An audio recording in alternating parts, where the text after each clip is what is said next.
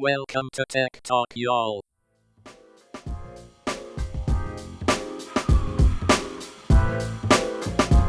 Hi, and welcome to Tech Talk, y'all, episode 391, brought to you by Edgewise Media. I'm Adam Walker.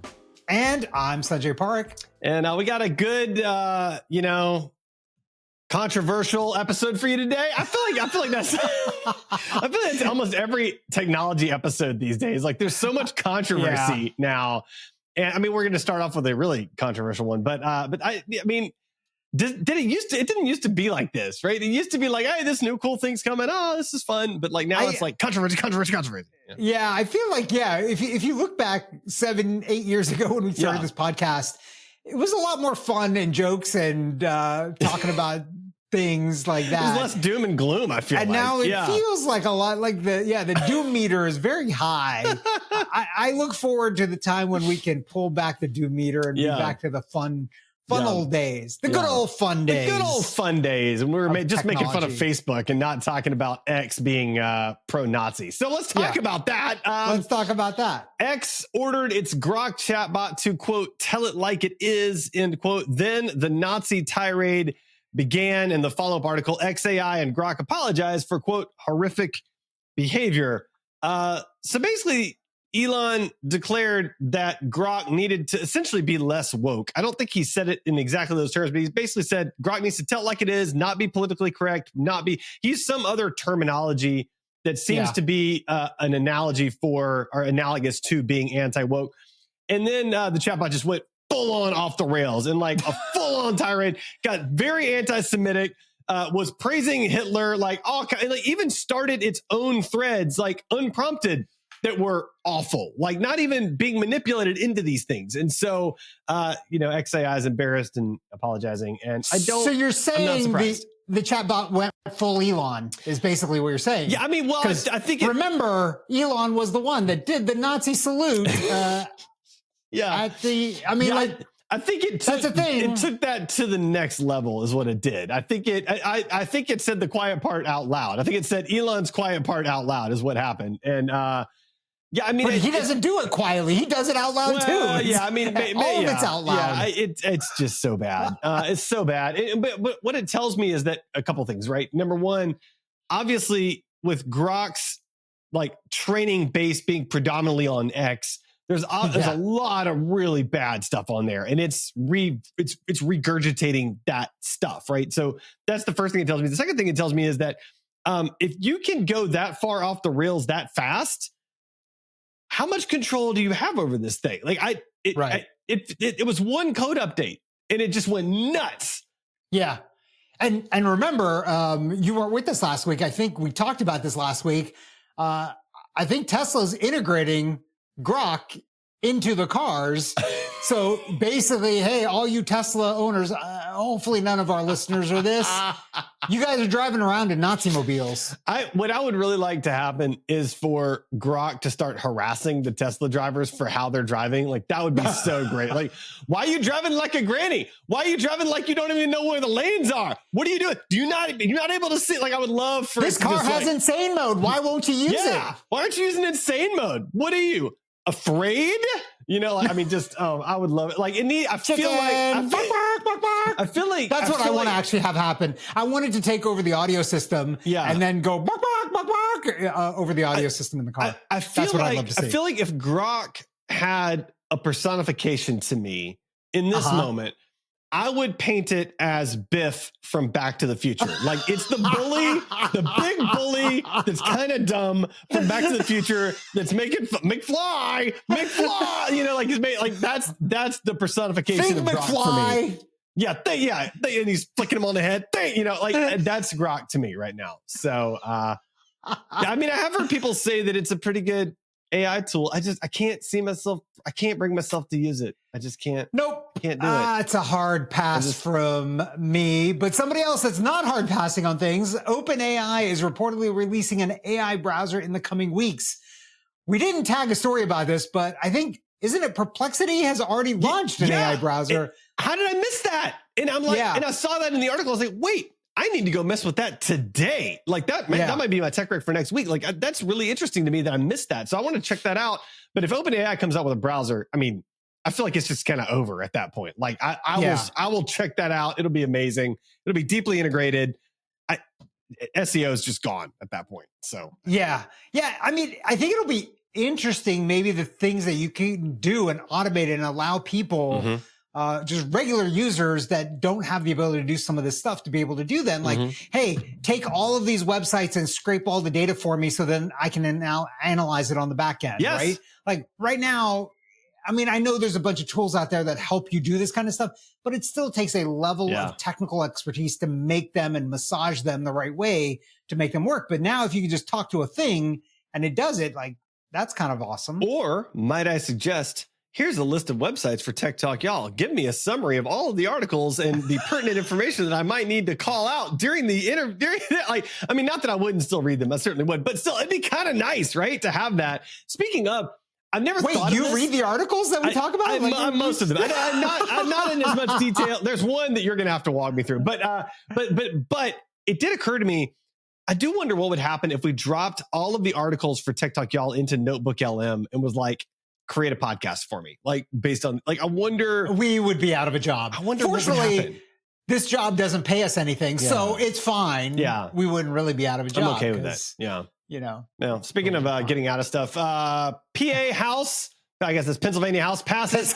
Why did you say PA? Because that's what I'm just reading what it says. Pause House. I said Pennsylvania afterwards. Thank you very much. Okay, just started out reading what I saw, and then my brain caught up. It's fine. It's fine.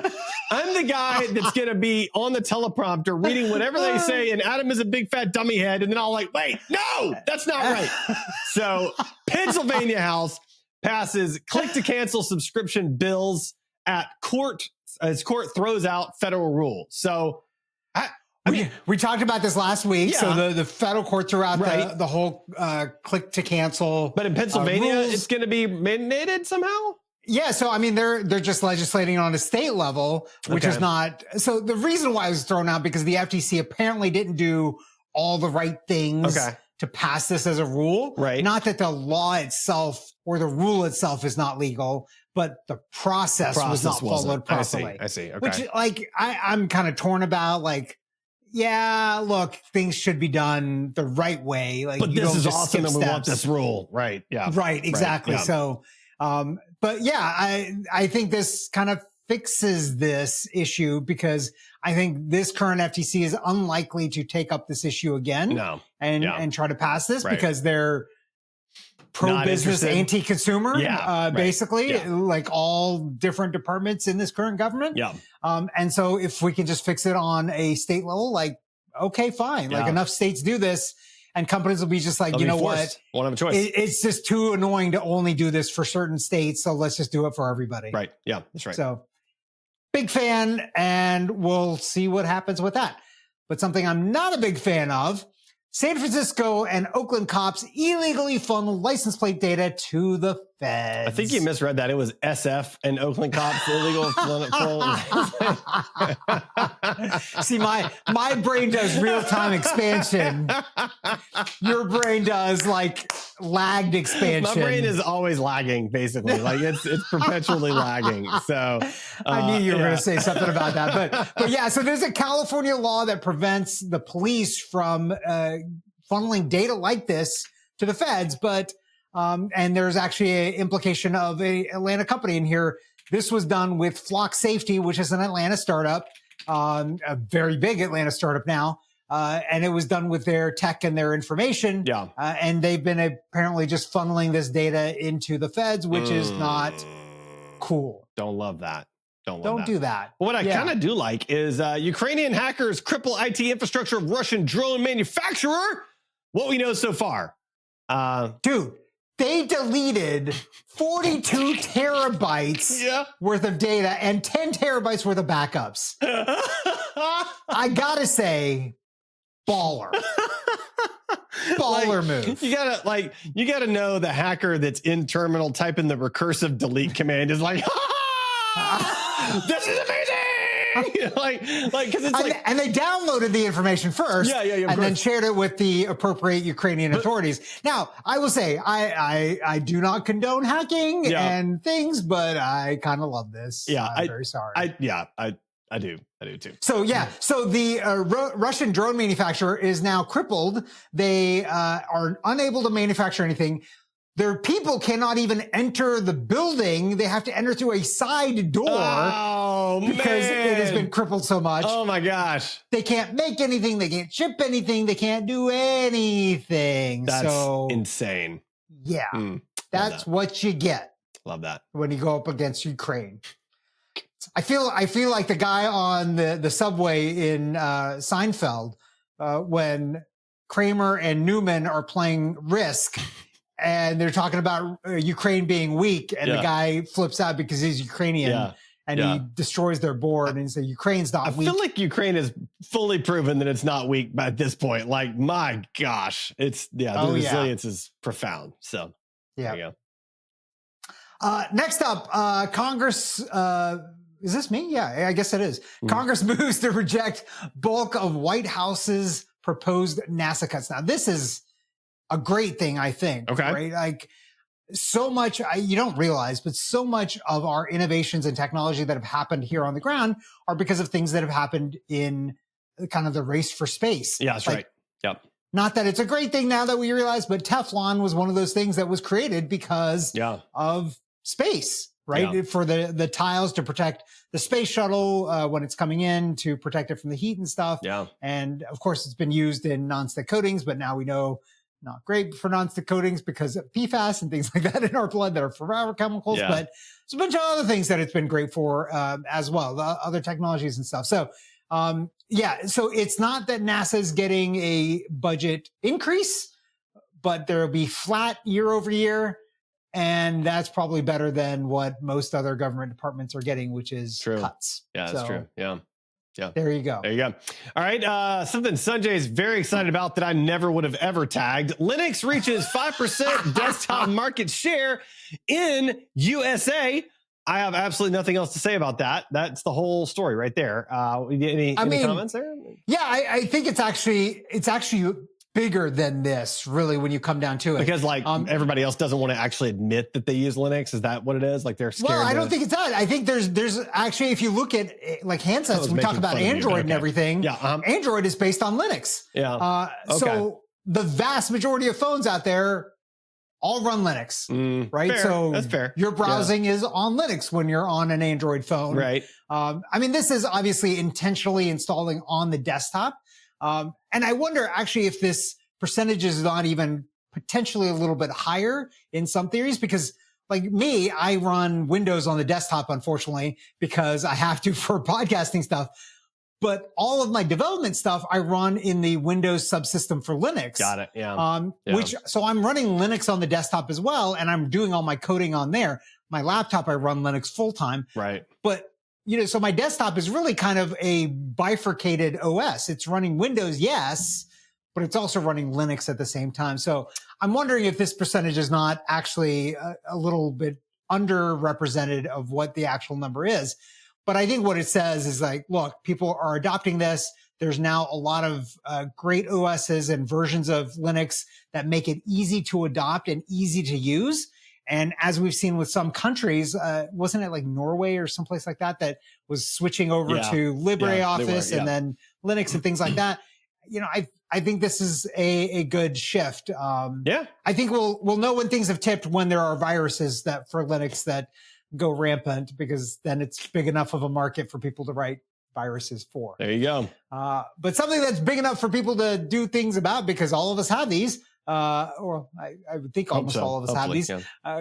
Routine eye scan could predict 10-year heart attack and stroke risk. University of Dundee study suggests. I actually like the name Dundee. Yeah, because Crocodile Dundee, obviously. Yeah, exactly. That's not a knife. This is a knife. This is a knife. One of the best movie scenes ever. So good. So good. I'm going on a walkabout. They should totally have Crocodile Dundee as their mascot. If they don't, that's a huge miss. Obviously, for University of Dundee. But that's where he went. Yeah, so this is an AI retinal scan, and apparently there is a high correlation. It can actually predict your 10-year heart attack and stroke risk just by scanning your eyes. And there's also other things like diabetes that it can detect from eye stuff. So that's good. Kind of incredible, isn't it? Yeah, it's great.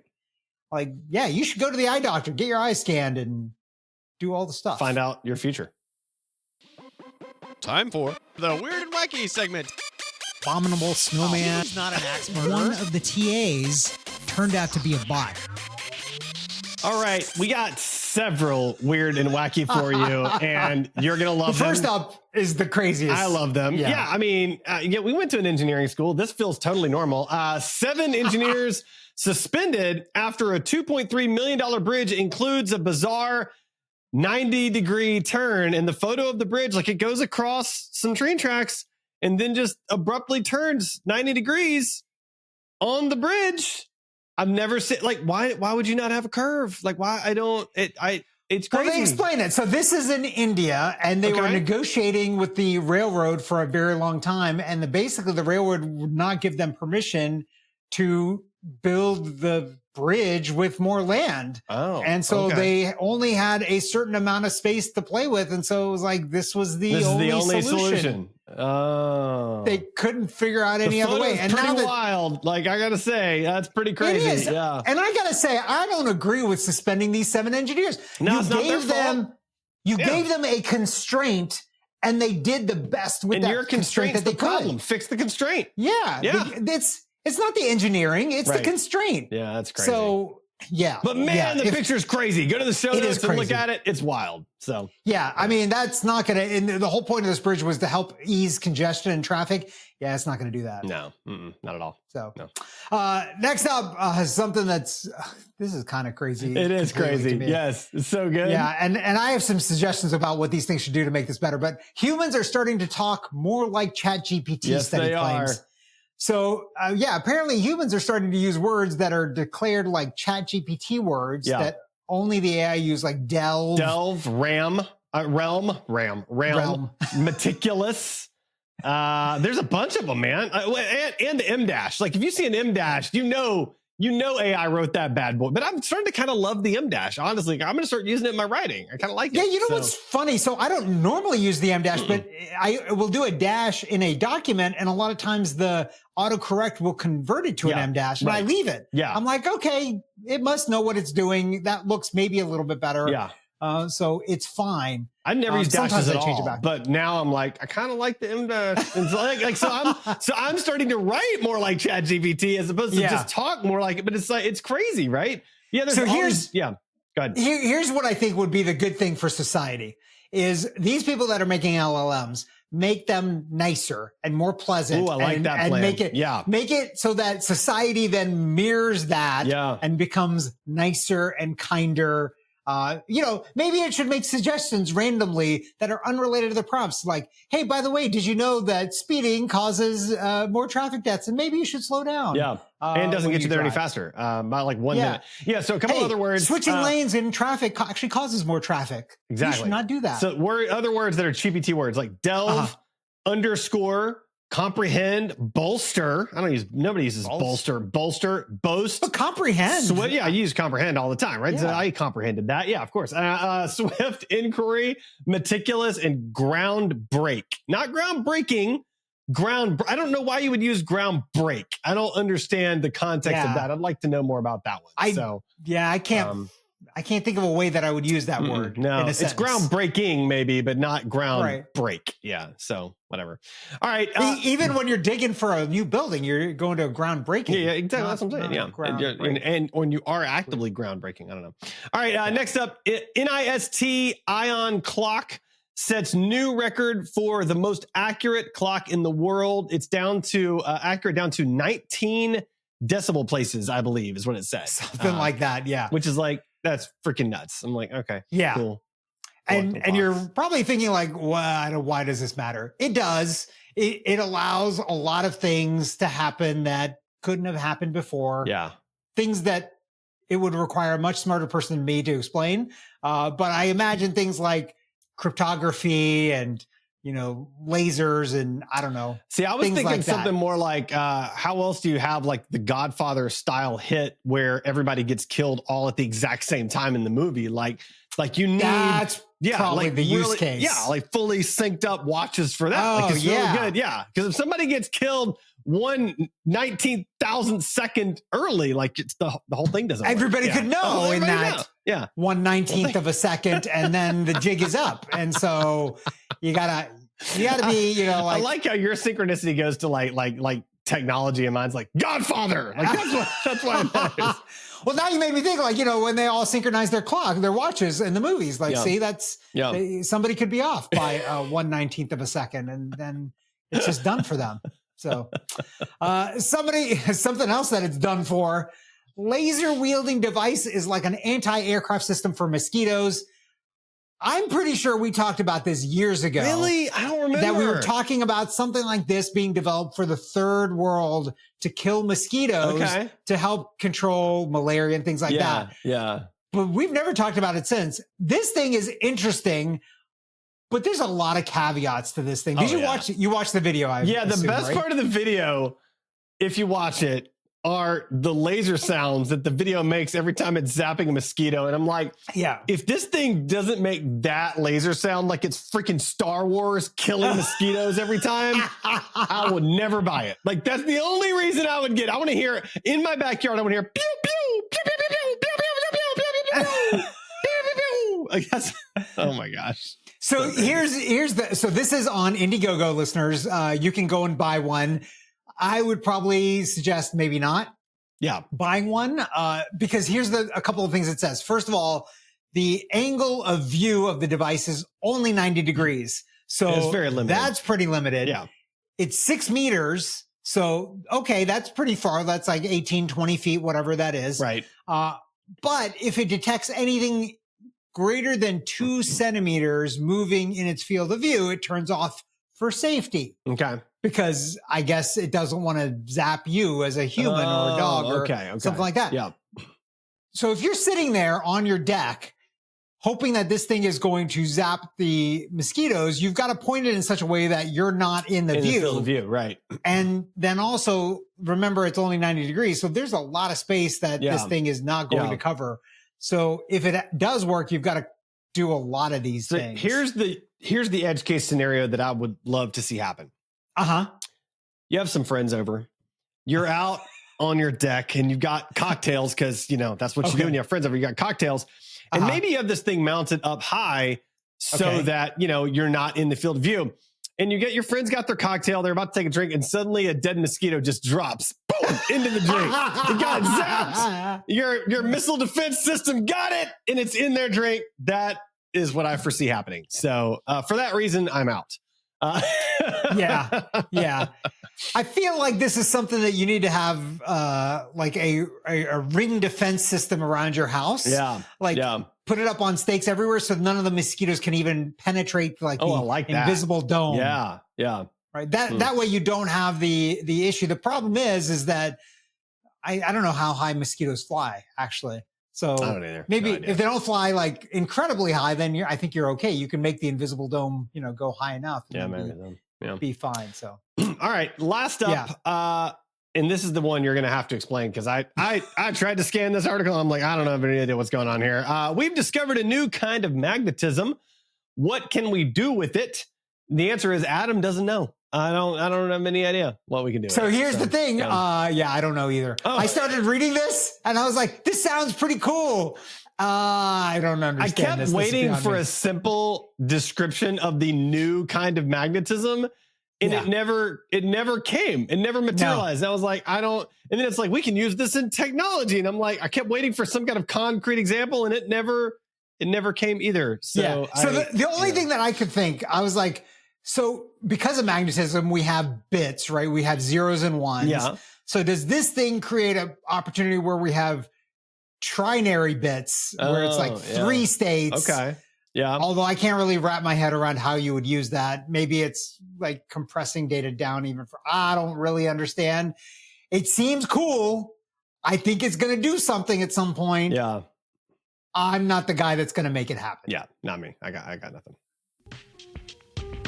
Tech wreck. Time to get your tech wreck. Tech wreck. Chicky. Tech wreck. Time to get your tech wreck. Okay, Adam, it is tech wreck time. What do you have for us this week? Okay, so I'm going to recommend a pen that my wife gave me for our anniversary. I do not know how to pronounce this name. Like the name of this, the Shrivenger. Scrivener? All right, I'm just going to spell it for you folks because I have no idea. SCRIVEINER. And it's their everyday carry luxury rollerball pen. And here's the thing. I've had lots of pens. I own expensive pens. I mean, expensive as in like $100 pens, which is ridiculous. I understand. This pen is the best pen I've ever had. And it's like not very expensive. And it's like heavy. So it has like a really nice weight to it, and it like screws shut, so you can like keep it in your pocket. It's never going to open up on you, and it's kind of smaller than average. The way it sort of compresses down as you screw it shut, like it is a fantastic pen. So if you need a new pen in your life and you want to look fancy for not a big fancy price, and you want like the best writing pen and feeling pen you've ever had, this is amazing. So I know that's like not super technology, but dude, it's great. So you're gonna want to try that. So there was some technology in making it. So yeah, no, for sure. I mean, pen is technology, right? By the definition of technology. I'm just saying, like normally we're like apps and whatever, but like this is amazing. Like it is. I love this thing. It's so great. I write with it every day. So I think it's amazing. So that's my recommendation. Sanjay, what do you have for us? So I've got something that's actually technology-ish. So we have a SD card reader that we've had for ages now at this point. And this thing is a monstrosity. There's compact flash and SD card and all this kind of, and it's good. It's just not that portable. Yep. So I found and bought the Anker SD card reader that's a USB-C port. This little guy is pretty small. Yep. It will take a micro SD or a regular SD card. Yep. The thing that I love about this is that when we are out and about, like say we're on vacation and we've got our camera, because we do actually walk with a full SLR camera that's got an SD card in it. We can actually, even if we don't have a laptop, we can actually plug the SD card into our phones and upload the photos from there into the cloud so that they're all safe. That's great. So very small form factor, not a big price. I think it's like $9 or something like that. Yeah. Love it. So love it.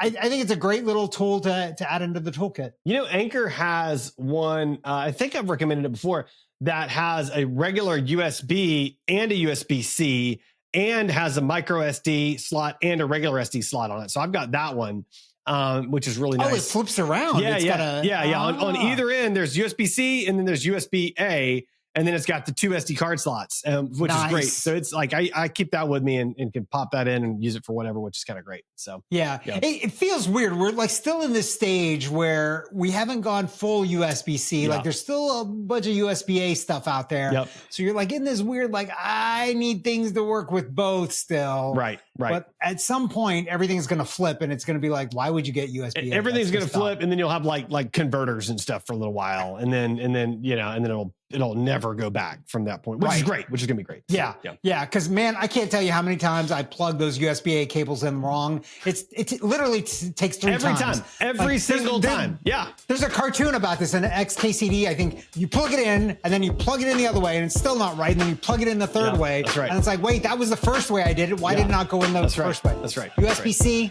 none of those problems. Yeah, that's right. Love it. All right, Sanjay, how can our listeners find and connect with you? They can find me at sanjayparekh.com. What about you, Adam? AdamJWalker.com.